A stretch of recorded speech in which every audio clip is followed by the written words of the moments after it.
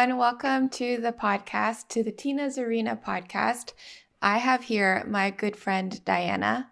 She is a healer, a Reiki Master, and a social worker. And I know she has incredible stories as well. So we're going to get into that today. Can you start us off with the story of how you started your business, or what happened and how it became to be? I was rear-ended, and it was the third accident I had been in. I was rear-ended twice and had a bad event with my Jeep, almost rolling over on the side, driving into oncoming traffic, and very, very scary event. And after that happened and I survived with very, very minimal injuries, I realized I have important things to do here on earth, and that I needed to heal. And so I was living a pretty enjoyable life before the third accident. I hiked, I canoed, I kayaked, I did all sorts of fun things. I traveled quite a bit. And after the third accident, it was like my body was completely locked up, completely in shock. I couldn't turn my neck a centimeter without feeling excruciating pain in my whole body. And I kind of like threw up my hands to the universe and just said, okay, I'm listening. Like I needed to figure out what to do with that amount of pain and still be able to function. And so here I am. So take us on that journey with you. And was the diabetes a part of that journey as well? How? Because from my experience, we teach what we had to go through and what we had to learn for ourselves, right? So how was that process for you? What did you learn? And tell us more about that. Yeah. Yeah, I did. I had to learn a lot, and I have a lot of people to thank for where I'm at, because in my healing journey, I was referred to one person, and then that person kind of opened me up to Reiki. And I never have experienced something so peaceful in my life. And he couldn't explain it, didn't understand it. And then that person led me to clinical hypnotherapy. So I went and did that. And it was those times where I was in those different therapies were the only times that I could feel peace in my body, and the only times that allowed me to feel safer and more comfortable. And so I made a promise to myself that as soon as I could get well enough, that I would get training in those things immediately. And I did. It was, I think, it was in 2020, before COVID happened. I became a Reiki Master and I got training in clinical hypnotherapy. Yes, the diabetes does impact healing.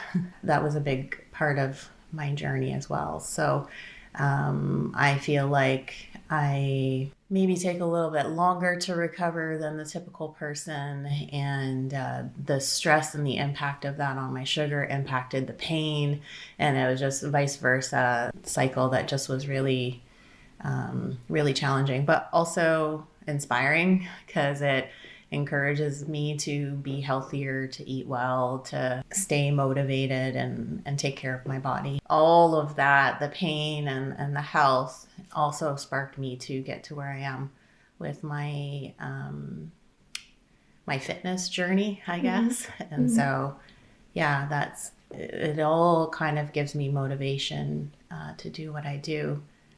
And yeah, I have the belief that the body can heal, everything regenerates within 3 years. And if we keep giving it the same old program, then we're going to get the same old response. And so I just have been working on changing my programs a little bit and focusing on health and strength and processing all the grief and everything that came along with that. Mm-hmm.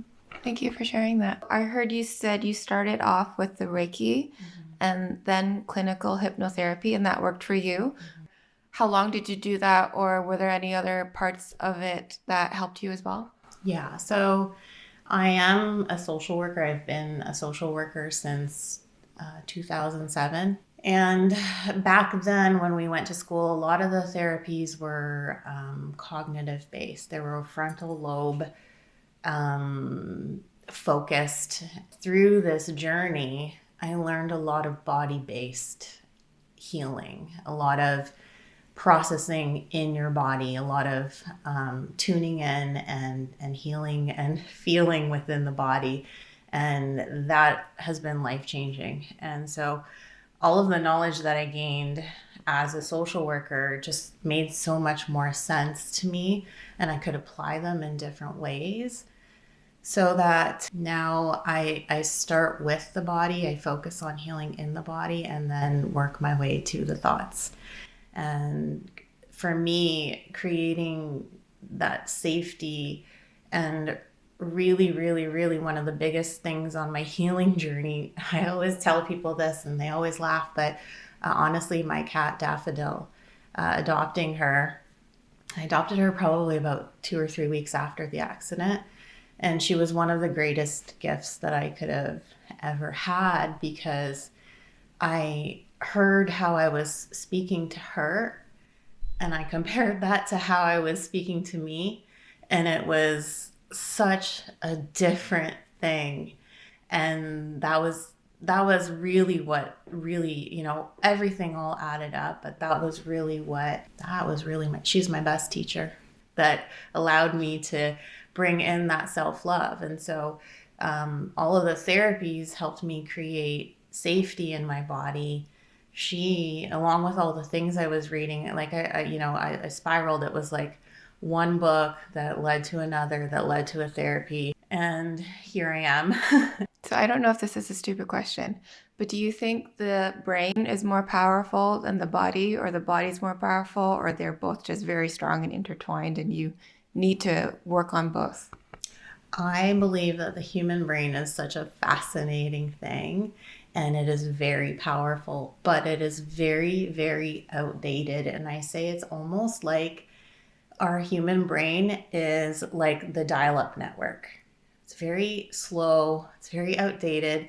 It works, it takes a long time. It's got the old programming, but it's like, why would you ever use dial-up when we have access to 5G? So if you don't do anything about those old programs and that software that's stuck in there, then you're going to keep getting that same benefit. So if I kept replaying the old program of pain, the old program of trauma, the old program of grief, then that would be the output that my body would give me. And now, anytime I have an injury or a setback, how I treat it allows me to heal so much more quickly, because I treat it with loving kindness. I treat it with an awareness that my body has an innate knowing of what to do and how to heal, and that I just have to activate that and teach my body that, and hold space for that to happen. So as someone that's very logical, hearing you say you treat your injury with love and kindness and trust your body and let it do what it wants to do, I'm like, what does that even mean?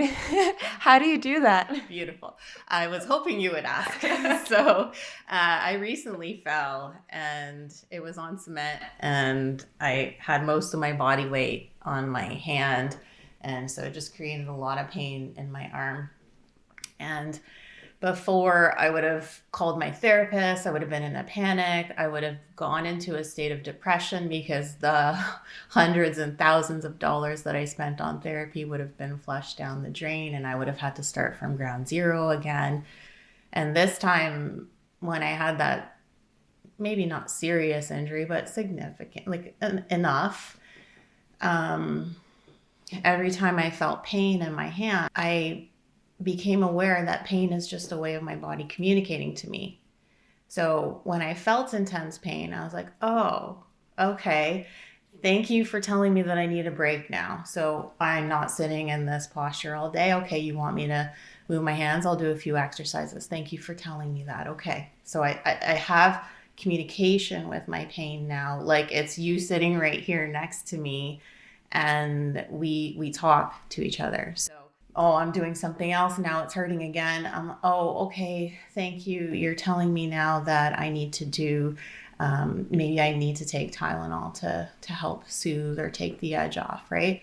So I just look at it as a signal now of telling me that I need to do something different. And I didn't get sucked into all the negative thoughts that normally pop up, which is, oh, now I'm set back. I lost all my progress. I've been working so hard. And I said, you heal so much faster now. You heal so much quicker now. You recover so much better now.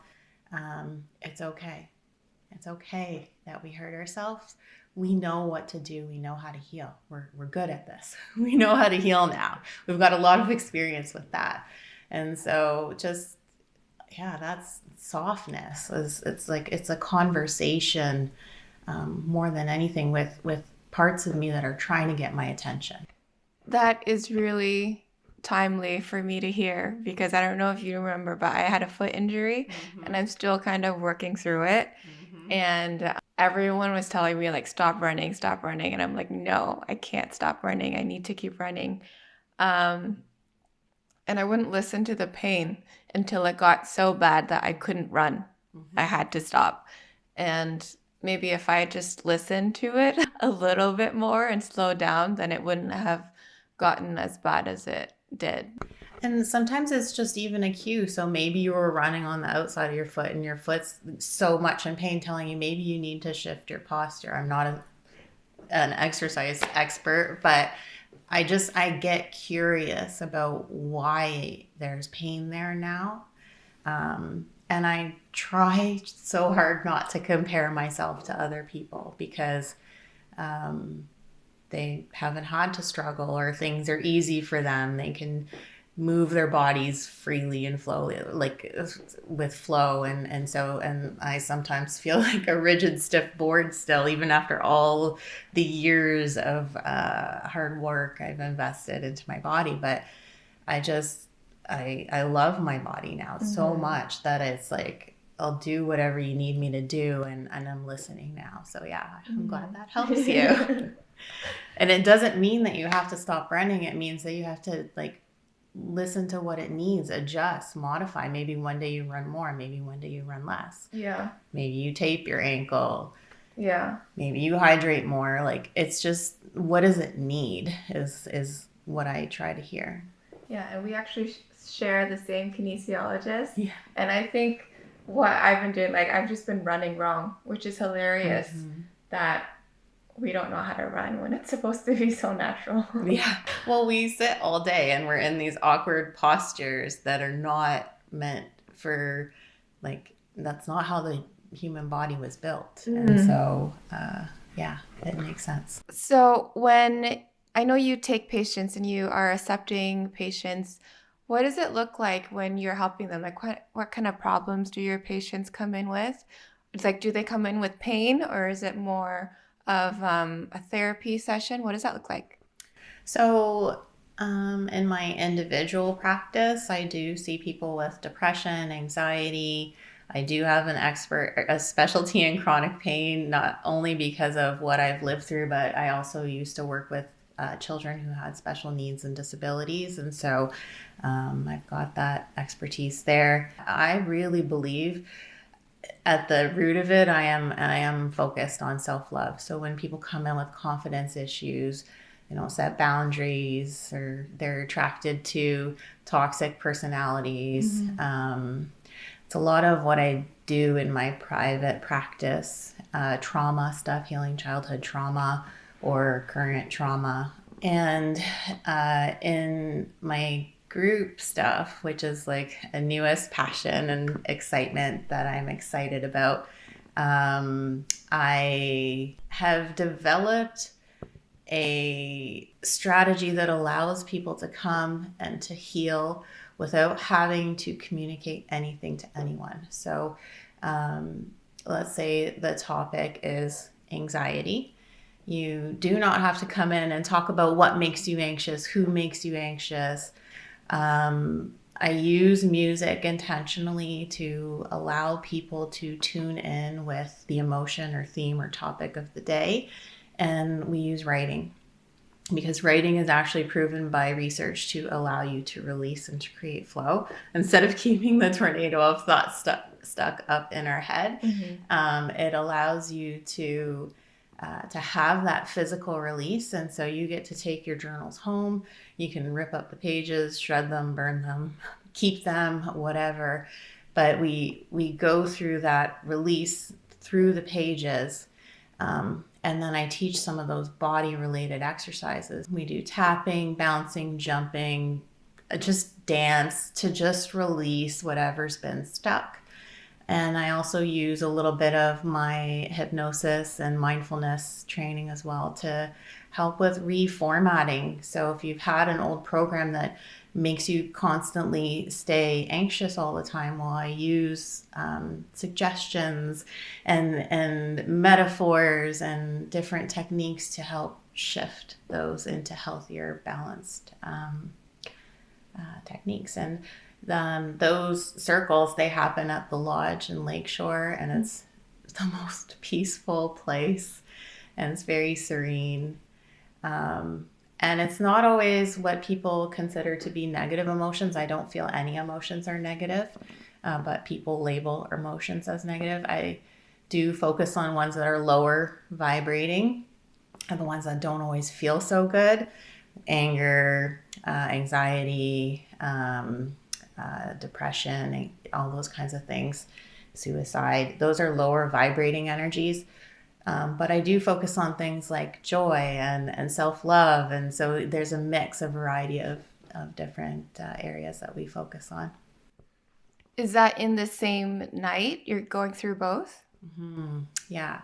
So in the same night, you get education, you get that somatic processing, you get to get everything out and then create flow in your body. And then you also get to have that peaceful, relaxing meditation. So that the feedback has been phenomenal. People say that it is life-changing. They haven't experienced anything like it. So I get super excited about it. It's one of my favorite things to do. If I could do groups like that all the time, I love it. It's really about just giving yourself permission to connect with your feelings the same way that I was talking about earlier with the pain. How it's just information, not necessarily good nor bad, just information that you need to take in and process, right? Yeah. Everything is neutral until we assign meaning to it. And so if you can come in with that space and just be curious and be open and willing to trust the process, anything is possible. My business is called Your Healing Center on purpose because I believe we have everything we need to heal inside. And I'm just the teacher. I just hold the space. I just give you that environment that you need to heal. And people go off and they use the tools and they use the techniques to create that magic inside. I love that. I love that you mentioned that because I wanted to ask you about your business name. So thank you. Yeah. It's really special to me because, we've been conditioned to believe that everything we need is outside of us. You have to go to the gym to be healthy. You have to go to bars and restaurants to socialize. You have to do all sorts of, buy this makeup. Take medication, buy supplements. Right? You have to do all of these things outside of you when if you could just turn your attention in for just a moment, just one little moment. It doesn't have to be all day, every day. It could just be like a little tiny pause. And listen to those whispers, listen to that wisdom that's there. It's incredible what you can do. Where can people find you? Online, Instagram, whatever you want to share? Yeah, so if you search Your Healing Center on Instagram or Facebook, I'm there. My website is currently in progress and I'm available, phone, email, whatever. Your group events, are they weekly, monthly? How often? The healing circles are once a month, and the topics change every month. I may start repeating them, but right now it seems the flow is people are wanting new emotions every time, and so Inside Out, for everybody who doesn't know, is very factual. It's a movie, like Pixar or Disney, I don't know. And they interviewed all of the top brain specialists, neuroscientists, psychologists, like every person who has anything to do with human behavior and the science and function of the brain to create that movie. And we're just starting to see that we're multiple, and there's not just one voice or one speaker inside, which kind of scares some people. They go, whoa, am I, and but the sooner that we like embrace that and we start to talk to our parts like they're our friends and our family or our cute little cat, the more you're gonna feel that shift inside and that healing. And that's the medicine. That's it right there. Yeah. So it sounds like acceptance is also the key.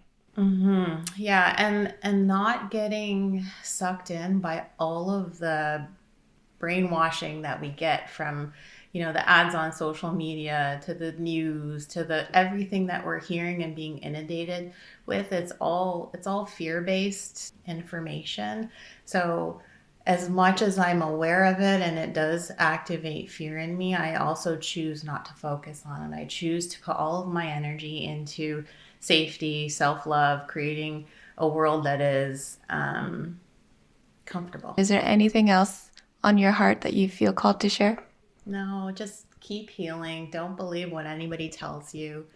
A lot of how far I've come is because I refuse to listen to doctors, therapists, whatever, who said you can't do this or you won't do that or you're always going to feel this. And I was actually told that I would probably never use this hand at one point in life from another injury and clear full functioning of it. So don't believe what they tell you. Just keep healing. Awesome. Thank you, Diana, Thank for being you. on the This has podcast been today.